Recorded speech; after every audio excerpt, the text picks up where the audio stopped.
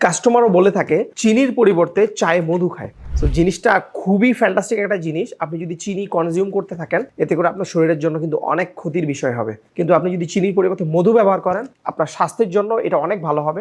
প্রচণ্ড পরিমাণে energetic feel করবেন। আমরা ফালাক ফুড দিচ্ছি এখন সরিষা ফুলের এই মধুটা, যেটা আপনি আপনার চায়ের সাথে খেতে পারবেন বা যে কোনোভাবেই খেতে পারেন। এখন যেহেতু একটা ঠান্ডা কাশির ব্যাপার চলতেছে, সবাই কম বেশি প্রতিনিয়ত চা খেতে চাচ্ছে। সো আপনি চাইলে আপনার চায়ের মধ্যে আমাদের এই সরিষা ফুলের মধুটা ইউজ করতে পারেন। চায়ের সাথে, নাস্তার সাথে, স্ন্যাক্সের সাথে যে কোনোভাবেই হোক আপনি মধুটা কনজিউম করা স্টার্ট করেন। এটা আপনার হেলথের জন্য অত্যন্ত ভালো হবে।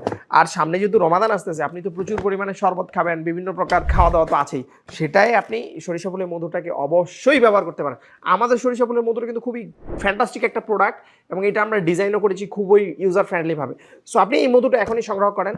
অর্ডার নাও বাটনে যান, আপনার নাম, ঠিকানা এবং ফোন নাম্বার দিয়ে এটা অর্ডার করেন। ডেলিভারি ম্যান খুব শীঘ্রই আপনাকে পৌঁছে দিবেন ইনশাল্লাহ। আপনি মধুটা হাতে পেয়ে চেক করে খেয়ে তারপর ডেলিভারি ম্যানকে টাকা দেবেন।